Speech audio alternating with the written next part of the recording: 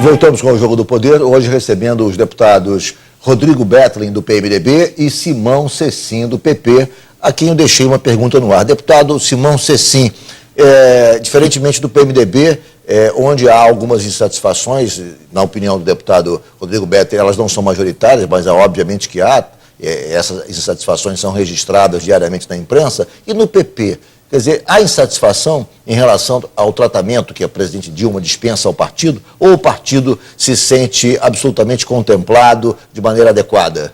Achei que a casca de banana foi só para mim, ainda bem que uma casca de banana para você não tem. Ô Ricardo, o PP, o Partido Progressista, é um pouco diferente dos outros. Por quê, deputado? Porque nós temos um presidente que é um hábil político. O senador Francisco Dornelles. Ele deixa o partido em situação de ter que, de satisfação. Ele mostra sempre um partido coeso, unido, que é o senador Francisco Dornelles. Então, ele é o nosso grande articulador.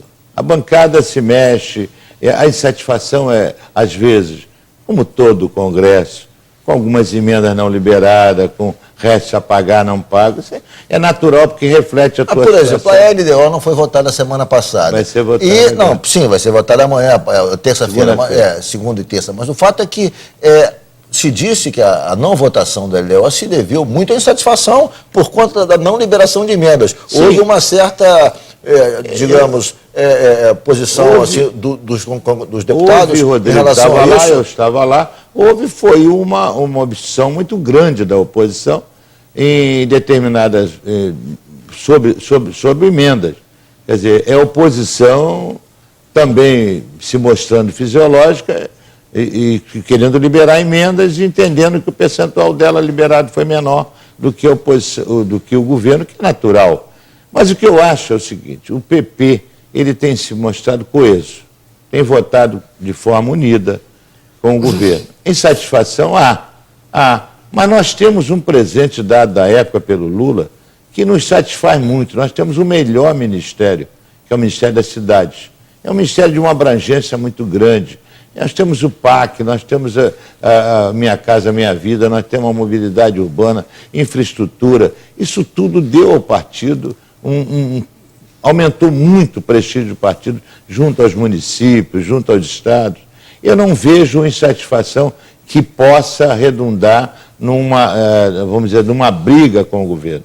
E a tão falada articulação política capenga do Palácio, fala-se que a ministra Ideli Salvati não consegue fazer essa articulação, ou seja, há digamos, a falta de um azeitamento melhor das relações, porque os interlocutores não estão conseguindo desempenhar a contento o seu papel. O que o senhor acha disso? O que eu, por exemplo, vejo com a minha experiência, é que o grande complicador disso tudo é o PT. O PT não pode ver uma vaga aberta que ele busca... Acho que há uma voracidade grande do PT em ocupar os cargos, em detrimento dos partidos aliados. Presidente deve sofrer muita influência do PT, o que não acontecia com o Lula. O PT no Lula ele era mais submisso, ele aceitava todas as articulações que o Lula fazia para manter os partidos mais unidos. Então eu acho que a Ideli tem que vencer primeiro o problema dela dentro do PT. Vencido isso, vai ficar mais fácil a articulação. Deputado Rodrigo Bettelin, você acha que o PT é um óbice, digamos, ao funcionamento mais justo dessa estrutura de coligação de apoio à presidente Dilma, dada a voracidade do partido em ocupar cargos em detrimento dos partidos aliados? Não poria a culpa toda no PT, não, até porque eu imagino que o PT não possa ter o que reclamar do próprio governo, porque, sei lá, de quase 30 ministérios e secretarias e outras coisas... O PT tem, eu acho que 17 ou 18 ministérios e secretarias com status de ministério. Então, eu imagino que isso seja razão de reclamação por parte do Partido dos Trabalhadores. Eu acho que tem uma base muito grande, uma base que há uma quantidade de partidos e uma gama, né, de pensamentos muito distintos, e que eu acho que esse ajuste, que é normal, né, você entrou um novo governo, com uma nova composição no Congresso, esse ajuste que é normal, ele demorou um pouco demais, quer dizer, o governo entender essa base maior do que o próprio Lula tinha. Não, e há também, isso é muito importante, no governo da Dilma, o que a gente observa é que ela restringiu um pouco essa briga por cargos. Ela prefere, nós também, o PP, que tem hoje um ministério maravilhoso, que é o Ministério da Cidade, nós preferimos as obras, nós preferimos realizações. E a Dilma está partindo mais para isso. Eu, quando falo em PT, eu tenho, dentro do Ministério da Cidade, nós temos um exemplo claro. Nós queríamos ter a política de habitação vinculada ao partido. E quem dirige a política de habitação dentro do Ministério da Cidade é uma moça ilustre quadro do PT, que não abre mão. Então a gente ainda sofre essas influências da voracidade do PT em cima de cá. Deputado Simão Cecim, o senhor preside a Comissão de Minas e Energia. Vou trocar de pauta, agora eu vou falar um pouco sobre a pauta da sua comissão. E um dos temas centrais relativos a Minas e Energia no Brasil, em relação à produção de energia elétrica, é relacionado ao custo da energia. Há cerca de 3 ou 4 meses, eu me lembro que a Fiesp de São Paulo comandou uma campanha nacional denunciando o custo abusivo da energia elétrica no Brasil. E mostrou num gráfico comparativo que o custo do Brasil da energia fornecida à indústria brasileira era os mais altos do mundo, obviamente comparando com outros países. Muito bem. Como é que o senhor analisa essa questão? Que tipo de avaliação o senhor faz? Até que ponto o custo da energia elétrica no Brasil é um fator que alavanca o custo do Brasil, o que, de certa maneira, afugenta novos investimentos no país? Competitividade. Mas é verdade, ao assumir a comissão, logo na primeira reunião, isso em março, eu fiz referências a essa expectativa de que deveríamos enfrentar logo a expectativa do governo, do povo, da sociedade brasileira, no que diz respeito à redução do preço da energia elétrica. É a famosa conta da luz. E começamos debates, fizemos audiências públicas, levamos lá, na época, o ministro interino, Márcio Zimmermann, e tivemos, então, condições de mostrar a ele o grande momento para essa decisão.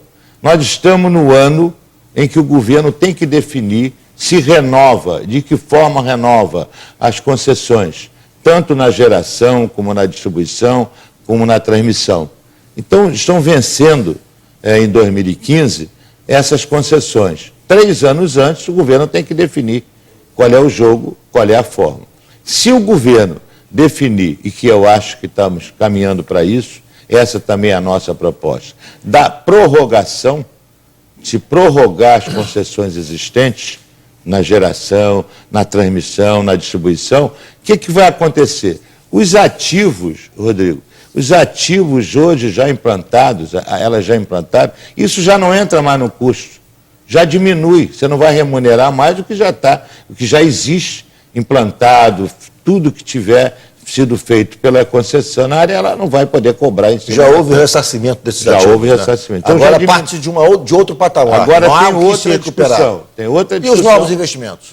Não, os novos investimentos não. Nós temos primeiro pensar no seguinte, esses novos investimentos têm que ser já pensados com a modicidade tarifária, tem que diminuir.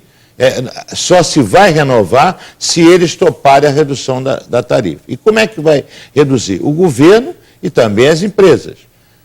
O governo retirando aqueles encargos, CCC, RGR, tem que tirar. Deputado, eu vou fazer encargos até que já hoje estão superados, estão sendo pagos pelo contribuinte, não pelo consumidor, está sendo pago pelo consumidor e não pelo contribuinte. Eu vou fazer um rápido intervalo, mas eu quero deixar no ar uma pergunta. A conta de luz embute várias cobranças, porque há uma desoneração em relação às empresas de saneamento, às empresas de água, há também uma desoneração em relação a consumidores de baixa renda, há também uma cobrança diferenciada. Isso. Há uma cobrança diferenciada também em relação a... Eu vou te mostrar que já no momento nós poderemos reduzir a eletrificação 15%. rural. A eletrificação rural também se cobra de maneira são diferenciada. descontos bancados hoje esses descontos são bancados pelo consumidor. Devia ser bancado pelo Tesouro. Pois é, essa é a minha pergunta. Não seria o Tesouro que deveria regular essa questão? Vamos falar sobre isso. E bancar, obviamente, essa desoneração do custo da energia. Eu volto em 1 minuto. O Jogo do Poder hoje recebendo os deputados Simão Cecim e Rodrigo Bettelin.